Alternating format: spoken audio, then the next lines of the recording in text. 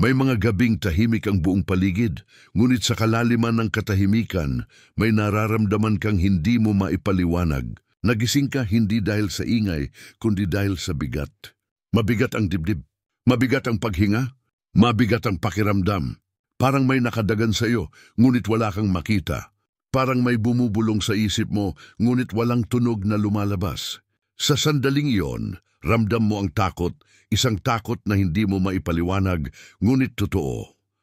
Kaibigan, hindi ito simpleng kabag, hindi ito basta pagod, at hindi rin ito imahinasyon. May dahilan kung bakit ka ginising. May dahilan kung bakit biglang bumigat ang dibdib mo sa oras na iyon. At ang sagot ay hindi matatagpuan sa medisina lamang o sa siyensya. Ang sagot ay espiritual. May nangyayaring hindi nakikita ng iyong mga mata, ngunit nararamdaman ng iyong kaluluwa. Ang mundo ngayon ay abala sa mga bagay na panlabas. Lahat ay minamadali. Lahat ay pinapaliwanag sa lohika. Ngunit may mga sandaling hindi kayang ipaliwanag ng lohika, mga sandaling ang kaluluwa mo mismo ang ginigising. At kapag ang Diyos ang gumising sa iyo, hindi ito aksidente. Kapag gumising ka na may mabigat sa dibdib, maaaring hindi ito sumpa, kundi paalala. Paalala na may kailangan kang pakinggan. Paalala na may kailangan kang isuko. Paalala na may espiritual na labang nagaganap sa paligid mo.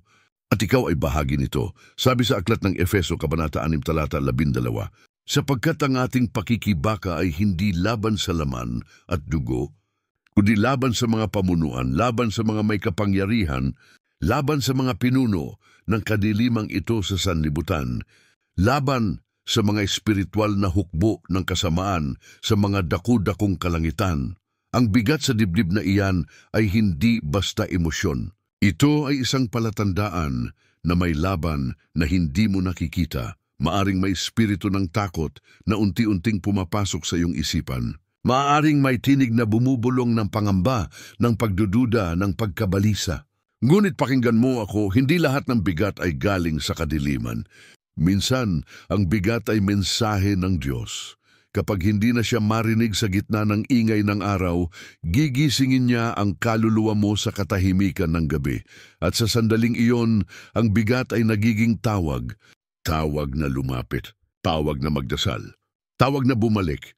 Kapag naramdaman mo ito, huwag kang matakot.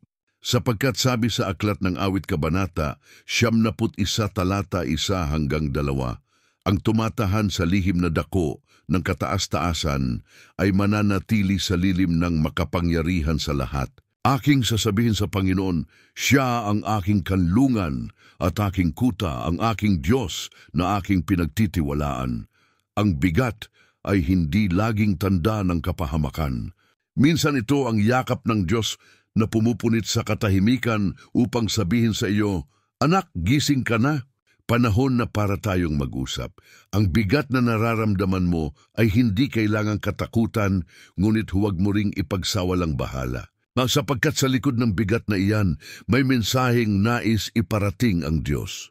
Kapag bumigat ang dibdib mo sa paggising, maaaring may espiritual na pinto na kailangang isara. Maaaring may bagay sa iyong buhay na patuloy na nagpapasok ng kadiliman. At ang bigat ay tanda na tinatawag ka ng Diyos upang bawiin mo ang iyong kapayapaan. Ang kaaway ay marunong pumili ng oras. Pinipili niya ang mga sandaling mahina ka kapag tahimik na ang lahat, kapag pagod na ang katawan at ang isip ay walang depensa. Sa mga sandaling iyon, ipapasok niya ang takot, ang kaba at ang pakiramdam ng pagkakasakal. Ngunit tandaan mong malinaw ang sinabi sa aklat ng Santiago, Kabanata 4, talata 7, kaya't magpasakop kayo sa Diyos at labanan ninyo ang dyablo, at siya'y tatakas mula sa inyo. Kapag binigkas mo ito ng may pananampalataya, ang kadiliman ay kailangang umurong. Ang bigat ay hindi dapat manatili sa dibdib mo. Ang bigat ay kailangang mailapit sa liwanag ng salita ng Diyos. Kapag naramdaman mong muli ito, huwag mong hayaang manahimik ang iyong bibig. Simulan mong sambitin ang mga pangako ng Diyos. Sabi sa aklat ng Awit, Kabanata 37, talata 5, ihagis mo sa Panginoon ang iyong lakad. Magtiwala ka sa Kanya at Siya ang gagawa. Kapag binigkas mo ito, nagbabago ang himpapawid sa paligid mo. Ang Espiritu ng Diyos ay kumikilos at ang mga puwersa ng kadiliman ay umaatras. Sapagkat hindi nila kayang manatili sa isang pusong may pananampalataya. Maaring ang bigat ay bunga rin ng mga alaala. Mga kasalanang hindi mo pa napapatawad ang sarili mo. Mga sugat na iniwan ng mga taong nagdulot sa iyo ng sakit. Sa mga sandaling ginising ka ng bigat, maaring yon ay paalala na panahon na upang bitawan mo ang nakaraan. Hindi mo kayang tanggapin ang kapayapaan ng Diyos habang mahigpit mong hinahawakan ang mga alaala ng sakit. Sabi sa aklat ng Isayas Kabanata 43 talata 18, huwag mong alalahanin ang mga dating bagay, niisipin man ang mga bagay ng una. Ang kapayapaan ay hindi darating hanggat hindi mo pinapalaya ang puso mo. Kaya kapag muling dumating ang bigat, huwag mong tanungin, bakit ganito ang pakiramdam ko? Sa halip, itanong mo, Panginoon, ano po ang gusto ninyong ipaalala sa akin? Sa bawat sandali ng bigat, may oportunidad kang marinig ang tinig ng Diyos. Ang bigat ay maaaring maging simula ng pag-asa. Kung pipiliin mong lumuhod at manalangin, ang bigat ay nagiging pintuan ng biyaya. Ngunit kung mananatili kang tahimik, iyon ay magiging pintuan ng takot. Ang desisyon ay nasa iyo. Marami ang nabubuhay sa ganitong pakiramdam araw-araw. Gumigising na may bigat, natutulog na may pagod sa loob. Paulit-ulit, parang walang pahinga. Ngunit hindi ito ang plano ng Diyos.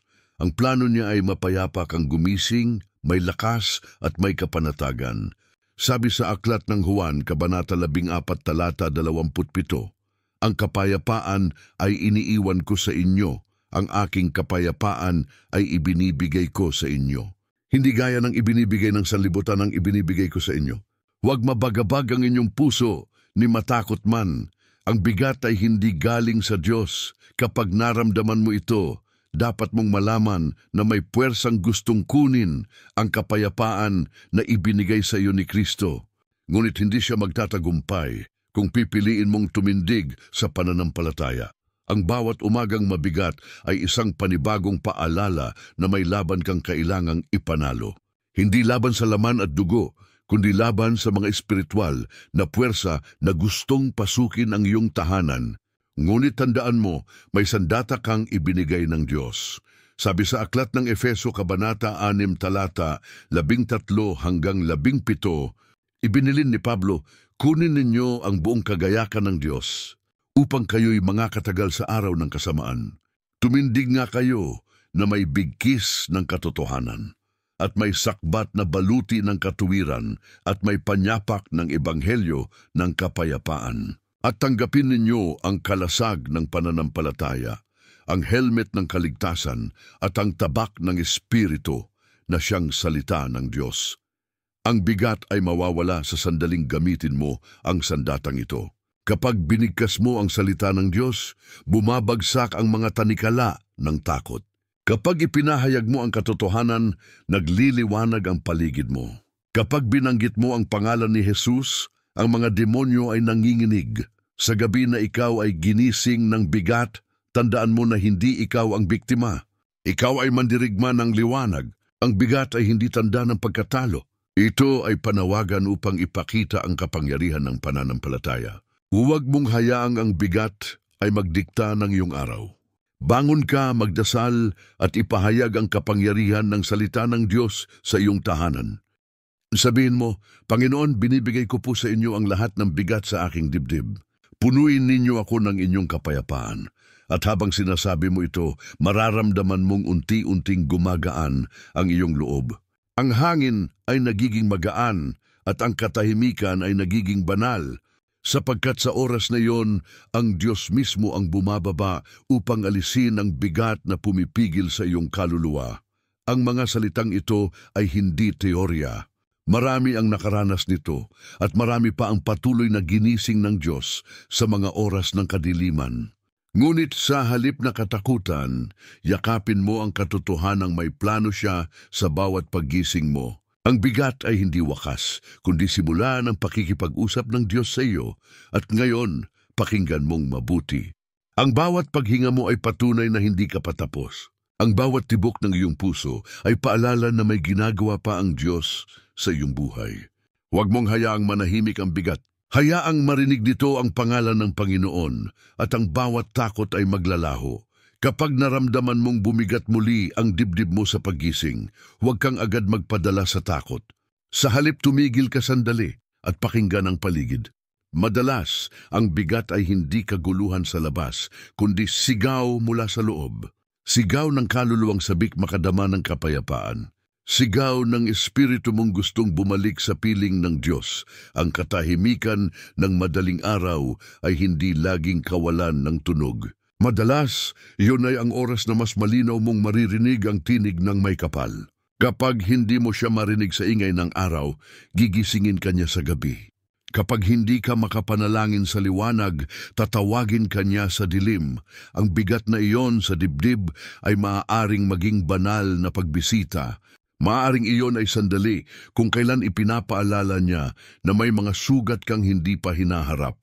Maaaring may mga kasalanang hindi mo pa lubos na ipinahihingi ng tawad. O maaaring may kapatawarang hindi mo pa na ibibigay.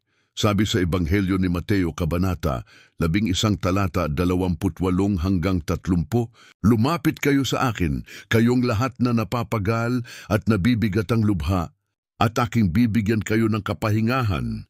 Pasanin ninyo ang aking pamatok at matuto kayo sa akin, sapagkat ako ay maamo at mapagpakumbabang puso, at makakasumpong kayo ng kapahingahan sa inyong kaluluwa." Ang mga salitang iyon ay hindi lamang paanyaya, kundi utos na puno ng pag-ibig. Kapag gumising kang mabigat ang loob, hindi mo kailangang tiisin mag-isa. Ibinibigay ni Kristo ang paanyaya sa lahat ng nabibigatan. Lumapit ka. Minsan, ang bigat ay hindi kaaway kundi gabay. Ang Diyos ay gumagamit ng pakiramdam upang gisingin ang espiritu. Sa sandaling yon, ang kaluluwa ay nagigising upang ipaalala na may mas mahalagang bagay kaysa sa trabaho, alalahanin o takot. Ipinapaalala niya na may kaluluwang kailangang mapagaling, ngunit bakit sa dibdib? Dahil dito nananahan ang puso, dito nagmumula ang paghinga, dito nararamdaman ang bigat ng damdamin, at dito rin ibinubuhos ang panalangin. Kapag ginising ka ng Diyos sa pamamagitan ng bigat sa dibdib, sinasabi niya, "Anak, naririyan ako sa pinakagitna ng iyong sakit. Hindi kita iniwan." Maraming tao ang nakararanas ng ganito, ngunit inaakala nilang sila ay nag-iisa. Gumigising sila sa gabi, may kabog sa dibdib, may luha sa mata, may kaba sa loob. Wala silang mahingahan at sa katahimikan ay pinipiling tiisin. Ngunit kaibigan, ang Diyos ay hindi kailanman natutulog. Sa mismong oras na yon, siya ay nariyan. Sabi sa Aklat ng Awit Kabanata 32 talata 7, "Ikaw ang aking kanlungan, ingatan mo ako sa kapighatian, at palilibutan mo ako ng mga awit ng kaligtasan. Kapag naramdaman mong muli ang bigat, alalahanin mo, may awit na inihihimig ang Diyos sa paligid mo. Hindi mo man marinig, ngunit naroroon. Kapag ginising ka ng bigat, magsimula ka sa isang simpleng panalangin. Sabihin mo, "Panginoon, kung may dahilan kung bakit ninyo ako ginising, narito po ako. Nais ko pong makinig." At pagkatapos manahimik, ibigay mo ang mga sandaling iyon sa Kanya. Maraming beses, ang bigat ay unti-unting luluwag habang binabanggit mo ang Kanyang pangalan. Jesus, isang salita lamang, ngunit nagdadala ng kapangyarihan. Sapagkat sabi sa sulatan ni Pablo sa mga taga-Filipos Kabanata 2 talata 9 hanggang 11, kaya naman siya'y lubos na itinaas ng Diyos, at binigyan siya ng pangalang higit sa lahat ng pangalan, upang sa pangalan ni Jesus ay lumuhod ang bawat tuhod sa langit, sa lupa at sa ilalim ng lupa, at ipahayag ng bawat dila na si Jesucristo ay Panginoon. Kapag binigkas mo ito ng may pananampalataya, ang mga tanikala ng takot ay napuputol. Ang mga espiritu ng pangamba ay tumatakas, sapagkat ang pangalan ni Jesus ay apoy na hindi kayang lapitan ng kadiliman. Ngunit bakit tila paulit-ulit itong bumabalik? Bakit sa tuwing nagiging payapa ka, muling dumarating ang bigat? Ang sagot ay simple, sapagkat may mga pintong kailangang tuluyang isara. Ang ilan sa mga pinto ay nasa isip, ang ilan ay nasa puso, at ang ilan ay nasa iyong tahanan. Kung ang tahanan mo ay puno ng alitan, reklamo, galit, o negatibong salita, nagbubukas ito ng pintuan para sa espiritual na kabigatan. Kung ang iyong isip ay laging abala sa pag-aalala o puno ng mga larawan ng takot, nagiging daan din iyon ng kaaway upang magnakaw ng kapayapaan. Kaya't bantayan mo ang iyong mga salita at isipin. Sabi sa Aklat ng Kawikaan, Kabanata 18, talata 21, ang buhay at kamatayan ay nasa kapangyarihan ng dila, at ang umiibig niyon ay kakain ng bunga niyon. Kapag gumising kang mabigat ang loob, huwag mong sambitin ang mga salitang gaya ng wala na akong pag-asa o pagod na ako. Sa halip, sabihin mo, ang Panginoon ay aking lakas at aking kaligtasan. Ang mga salita mo ay nagiging pintuan kung saan pumapasok ang espiritu. Kung ang lumalabas sa bibig mo ay takot, papasok ang takot. Ngunit kung ang lumalabas ay pananampalataya, papasok ang kapayapaan. Kapag sinasabi mong mabigat, lalo itong lumalalim. Ngunit kapag sinabi mong si Kristo ang aking kaluwagan, unti-unti itong naglalaho.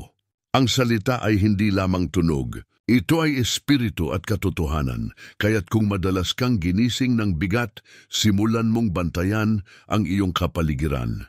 Buksan mo ang mga bintana ng iyong tahanan, hayaang pumasok ang liwanag, at habang ginagawa mo ito, sabihin mong, Panginoon, linisin ninyo ang bahay na ito.